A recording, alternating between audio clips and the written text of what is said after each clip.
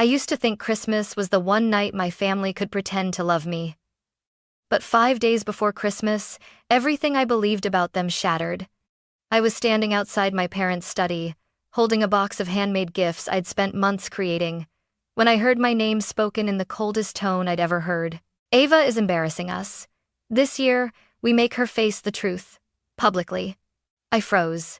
My father's voice was steady, almost casual.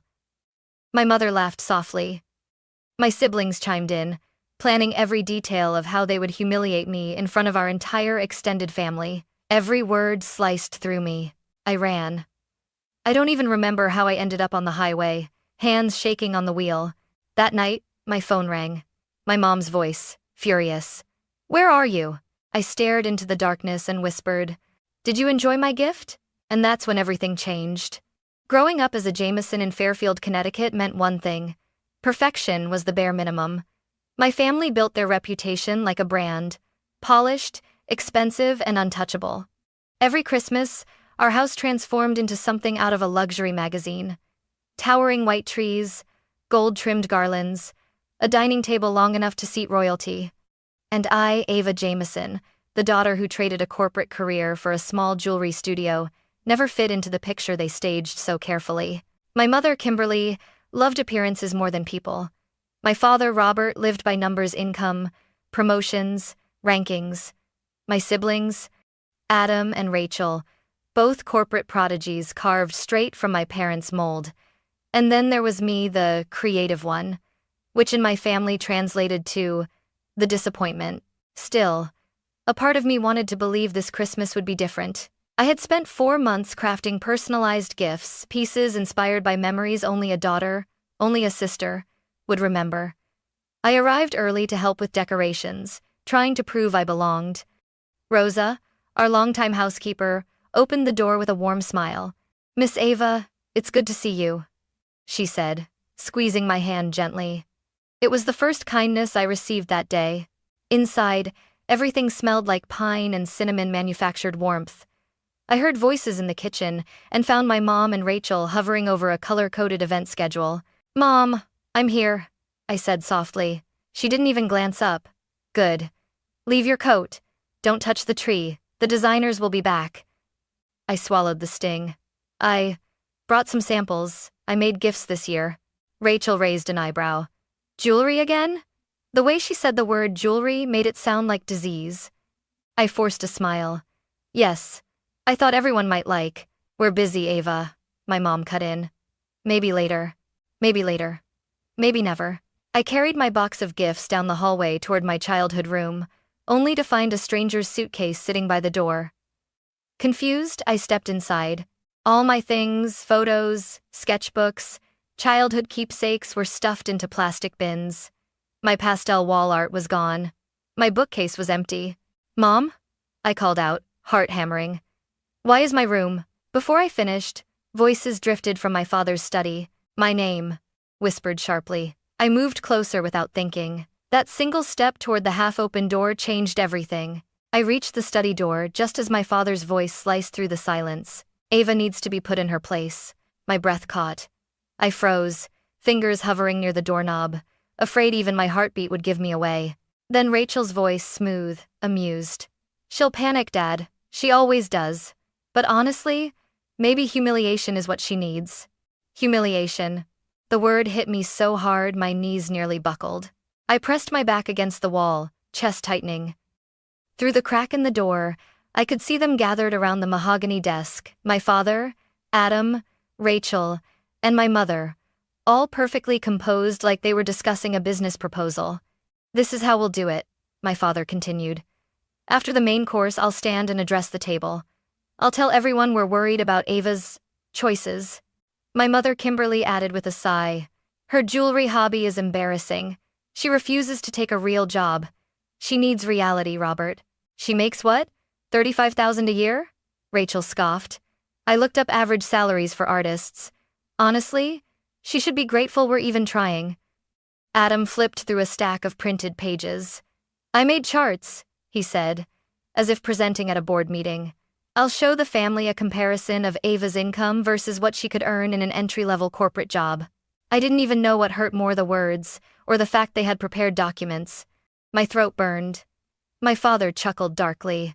When she sees the numbers up on the screen, she won't have anywhere to hide. A screen? They were planning to humiliate me with a presentation? In front of 30 relatives? My mother spoke again, her tone sharp and rehearsed. And once she's finally forced to admit this jewelry fantasy is over, we'll offer her a position at the firm. Nothing demanding, something safe, something controlled. Controlled? Of course. Rachel chimed in. And we should tell her about the room. She can't keep leaving her old things here. We need the space. My stomach twisted. So they were clearing out my room. They hadn't even waited for Christmas. Dad added.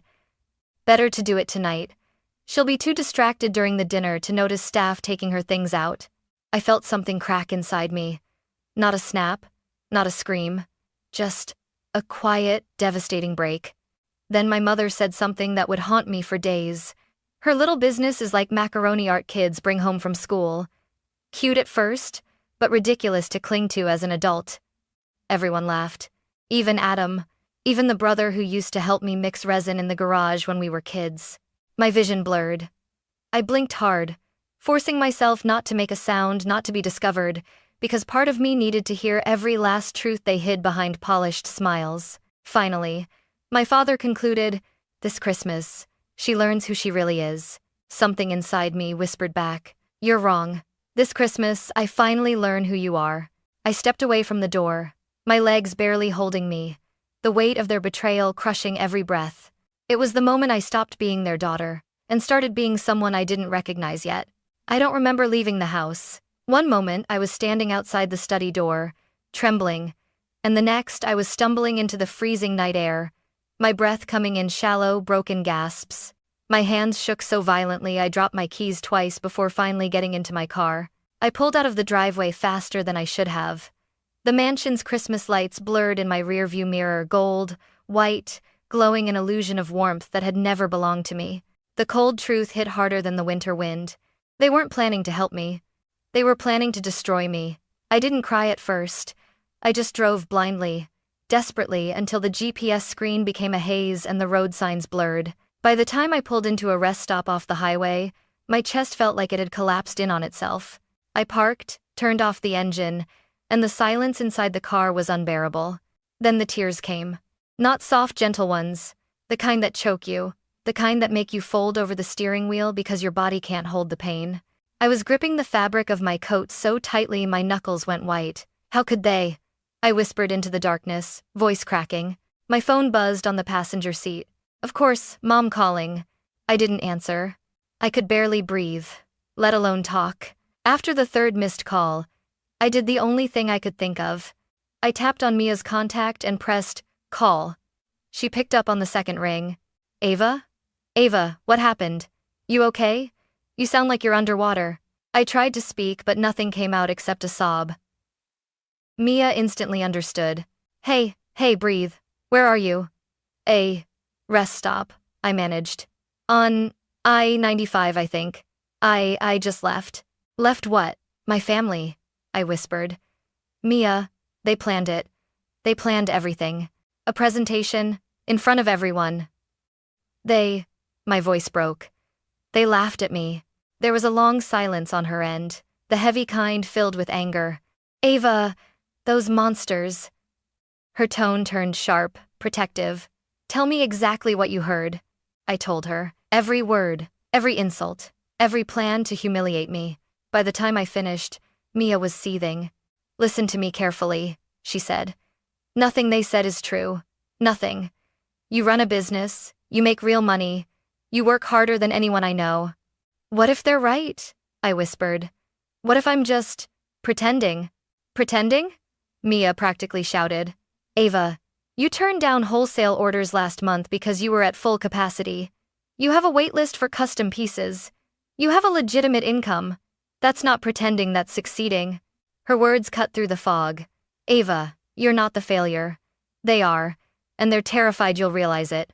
I let out a shaky breath. For the first time since leaving the house, a small spark of clarity flickered inside me. Mia, I don't know what to do. You're coming home, she said firmly. To your place. Not theirs. I'll stay on the phone until you get there. I nodded even though she couldn't see it. Okay, I whispered. Good. Now start the car, I'm right here. So I did.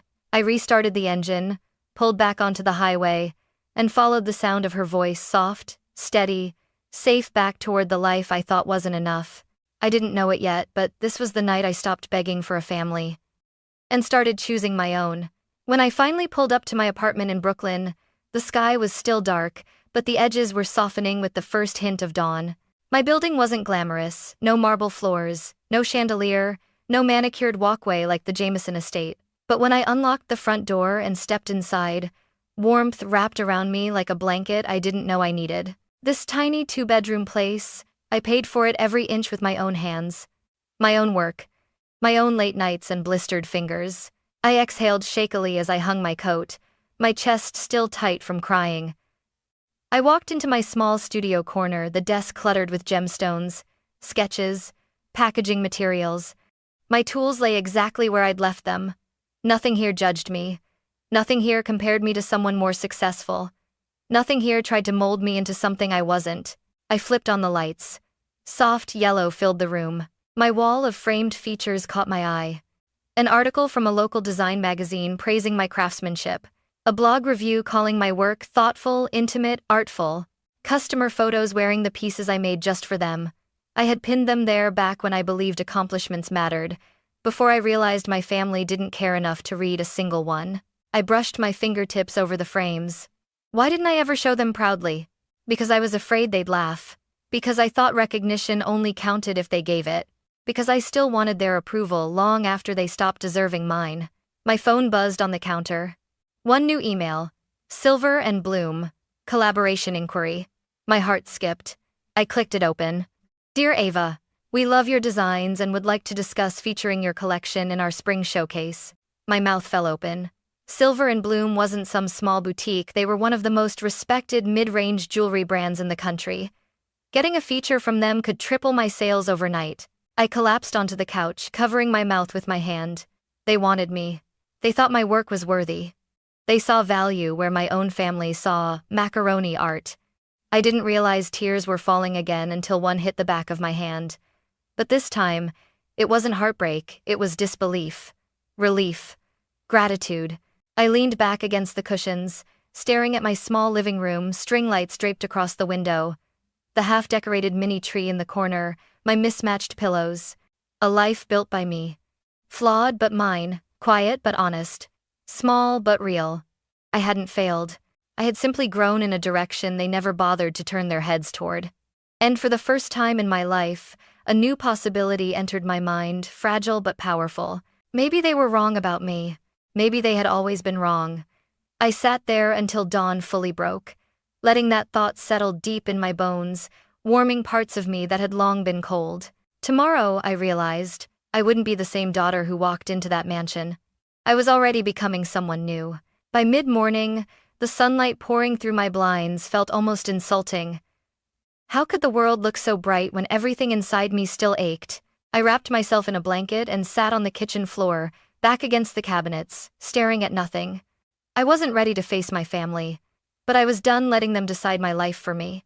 Slowly, deliberately, I pulled out my notebook, the one I used for design sketches, and flipped to a blank page. My hand trembled at first, but once my pen touched the paper, something shifted. For the first time, I wasn't planning jewelry. I was planning my freedom. At the top of the page, I wrote, "What I will do next." Then I listed, one by one. 1. I will not go to Christmas. No warning. No explanation. No apology. They would feel my absence the same way I felt their cruelty. 2. I will say yes to Silver and Bloom. That deal was mine, not theirs to approve or mock. Success would be my loudest response. 3. I will have my own Christmas one I choose.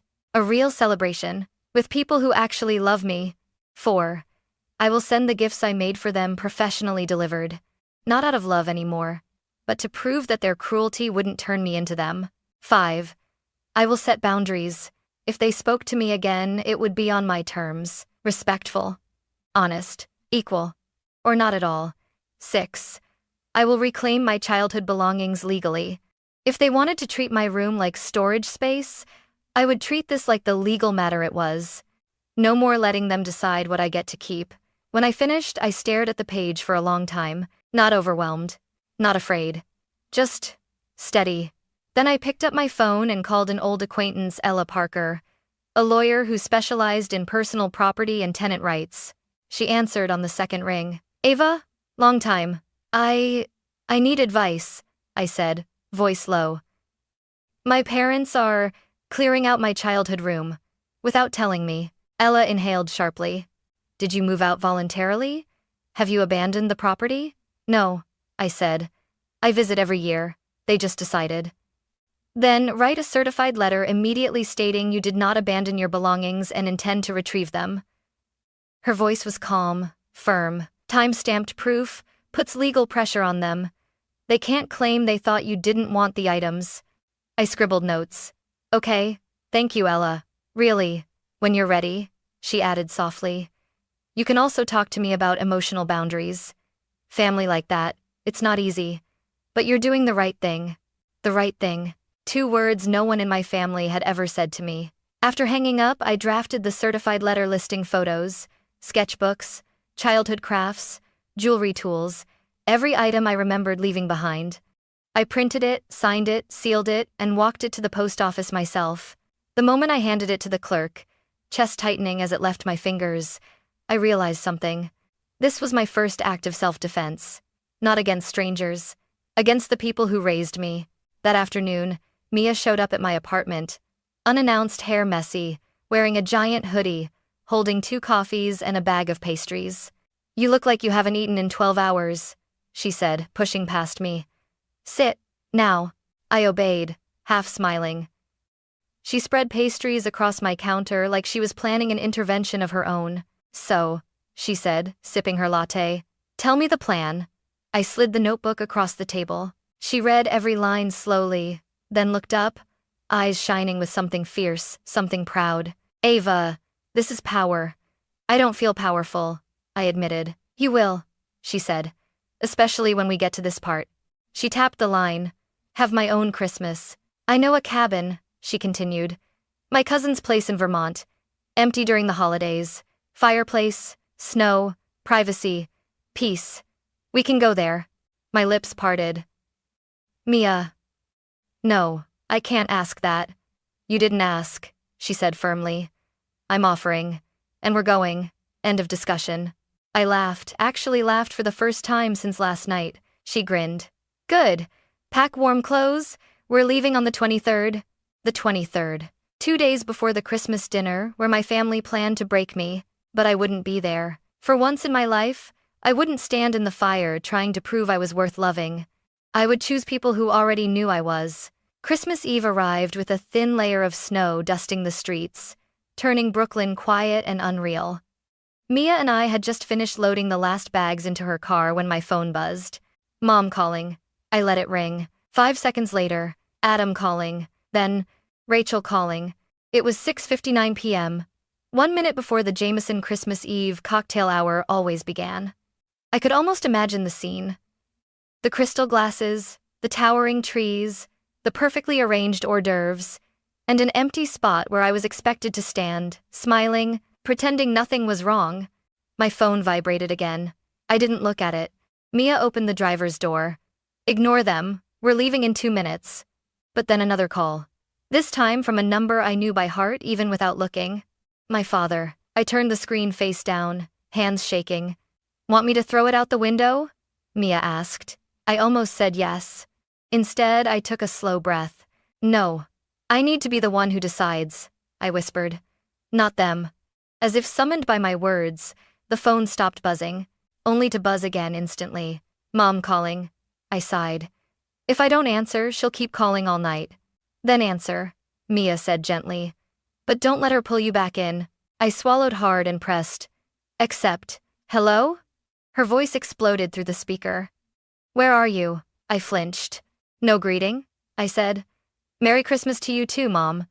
This is not the time for sarcasm, Ava, she snapped. Your father and I have been looking everywhere. The guests are here. Your grandmother is asking for you. You need to come home now.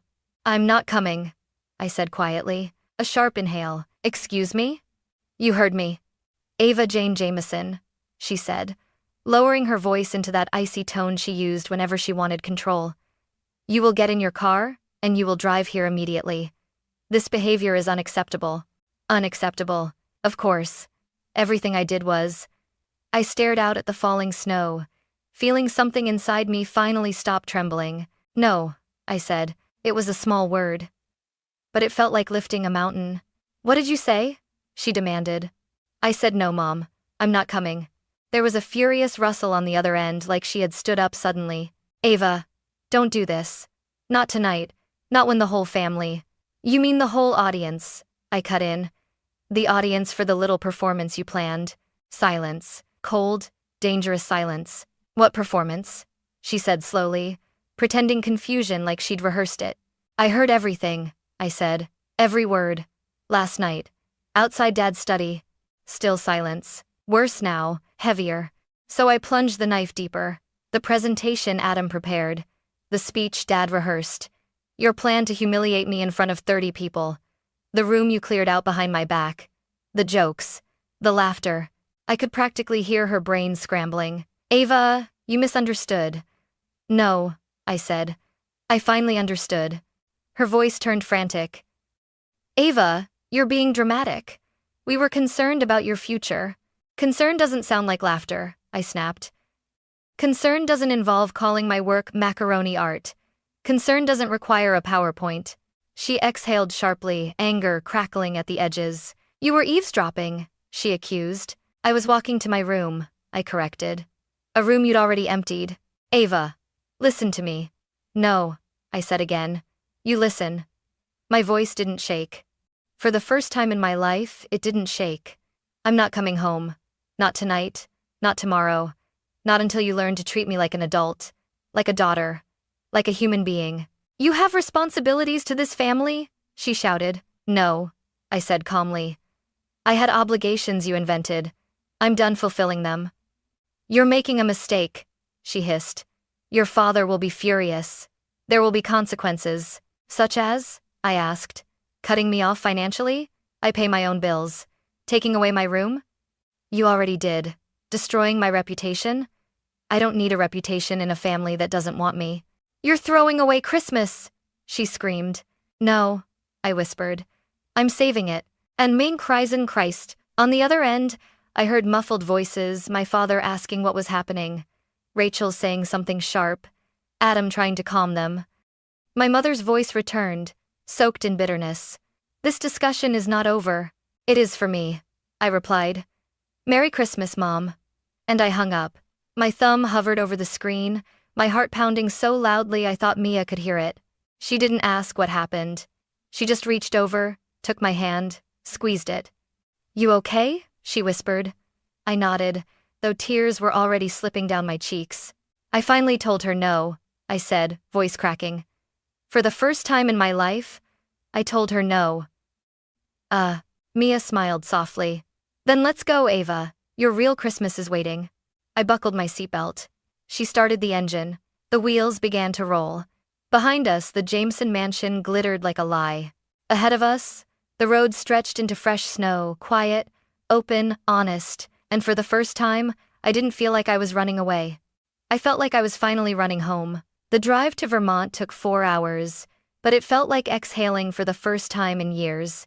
Snow thickened as we climbed into the mountains, frosting the trees, the guardrails, even the air. When Mia finally pulled into the driveway of the cabin, I could only stare.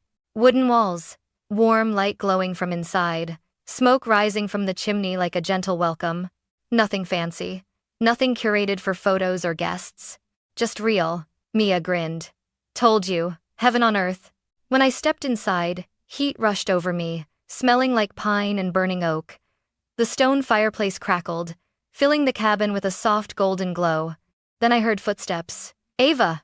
Noah, my first retail partner, came out from the kitchen, carrying a tray of mugs. Behind him was Claire, my old studio mate, holding a freshly baked pie. And trailing behind her were Ryan and Caleb, each juggling bags of groceries and decorations. I blinked. What are all of you doing here? Claire shrugged, smiling. Mia sent one message. That was enough. Noah handed me a mug of hot chocolate. You didn't think we'd let you spend Christmas alone after what your family did, right? My eyes burned. Not with pain this time, with something warm, something gentle. Mia nudged me. See? Some families are chosen. We cooked together messy, chaotic, absolutely imperfect. No caterers, no schedules, no judgment, just laughter, just warmth, just freedom. At one point, while cutting vegetables, Ryan said, "You know, Ava, your pieces sold out in my store last weekend. People love your work." Caleb chimed in. "My sister literally won't take off the necklace you made her." I felt myself smiling unforced, unpracticed. I didn't realize how rare that had become. After dinner, we gathered around the fire. Noah poured wine, Claire passed around her pie, and Mia brought out a small wooden box filled with blank ornaments and paint. "New tradition," she declared. "Everyone makes an ornament representing their year." I hesitated, but eventually painted a bird flying out of an open cage, gold wings, midnight blue tail. No one asked what it meant. They didn't need to. While the fire popped and crackled, my phone buzzed beside me. Mia frowned. "Ignore it if you want. It is a bade fray, but something told me to look." Aunt Meredith. I heard what they planned. "I'm so ashamed of your mother and father. Your gift is beautiful, Ava. I'm proud of you." My lips parted. Another buzz. "Cousin Lily. Your necklace made me cry. You're so talented. We had no idea how successful you've become." Another buzz. "Grandmother Eleanor. I do not approve of what happened. At all. Call me when you can, darling. And thank you for the bracelet. It's exquisite." I choked on a breath. "They know," I whispered. "They found out." Mia leaned over. "Good. Let the truth burn through that perfect facade." But I wasn't thinking about the facade. I was thinking about something else, something surprising. They believed in me. Not all of them, but enough to matter. A few hours later, when the snowfall grew heavy and the fire dimmed, Noah made a toast. "To Ava," he said softly. "For choosing herself this Christmas." Everyone raised their glasses. I swallowed hard, throat tight. "For the first time," I said, "I feel like I'm spending Christmas somewhere I belong." And in that moment, surrounded by people who saw me, supported me, cherished me without conditions, I realized something. I hadn't lost a family tonight. I had found one. 6 weeks after the Christmas that broke me and rebuilt me, I stood in the doorway of my new studio, holding a cup of coffee and staring at the empty space soon to be filled with workbenches, tools, and team members. Yes, team members, plural. Sunlight poured through the enormous warehouse windows, washing over the polished concrete floors and the sketches pinned along the wall. I breathed in the scent of fresh lumber and new beginnings. My business wasn't a hobby anymore. It was a company. Orders from Silver and Bloom had exploded so much that I had to hire 2 part-time assistants and start drafting a production workflow. Last week, they'd emailed again. "We want to feature you as a rising designer in our spring spotlight campaign." I read it 3 times before it sank in. This was happening. This was real. As I arranged trays of gemstones on my new workbench, my phone buzzed with a message from my brother, Adam. "Adam, I was wrong. About a lot. Can we talk sometime?" "No pressure." I stared at the screen, surprised by the honesty, something rare in the Jameson family DNA. I typed back, "Me. When I'm ready. But thank you." A boundary. Not a wall. A choice mine. 20 minutes later, another message came in. "Grandmother Eleanor. Sending you photos of your bracelet. I wore it to a luncheon today and everyone adored it. When can you visit London?" I smiled, heartwarming. That invitation meant more than she knew. Then, almost like the universe testing me, an email from my father landed in my inbox. A spreadsheet, an unsolicited analysis of my financial trajectory. A paragraph implying my success was temporary unless I accepted a stable corporate role. For the first time, his attempts didn't sting. I hit reply. "Thank you for your concern. I'm proud of what I'm building, and I'm doing well. I won't be discussing career changes. I wish you the best." No explanations. No justifications. Just truth with a boundary wrapped around it. My mother sent a message later that afternoon. "Mom, your absence at Christmas caused a lot of unnecessary tension. It would be nice if you apologized." I didn't respond. Some messages didn't deserve an answer. 2 weeks after that, I drove back to the mansion accompanied by Mia to collect the last of my childhood belongings. Rosa greeted me warmly and helped me pack everything into boxes. My old sketchbooks, my first pliers and wire cutters, a half-finished beaded bracelet from when I was 11. These weren't reminders of failure. They were proof I'd always been me. While packing, Rosa whispered, "Your mother tried to donate your old tools, but I hid them. I knew they mattered." I hugged her. When I left the house for the last time, carrying the final box to the car, I didn't feel grief. I felt closure. The kind that doesn't slam doors, just leaves them gently behind. That night, back in my apartment, I placed my childhood tools on the shelf above my new workbench. Old and new, past and future. Side by side, I thought of the girl who once begged her family to see her, and the woman now choosing who deserved a place in her life. Mia texted me, "Mia, cabin next Christmas? Tradition starts now," I smiled. "Me, every year. I'll bring the ornaments." I turned off the studio lights, leaving the golden winter sun to illuminate the room. This wasn't escape. This wasn't rebellion. This was becoming. And as I locked the door behind me, I finally understood something I had spent 28 years trying to learn. Christmas didn't break me. It revealed me. And I'm never going back to the version of myself who begged to be loved.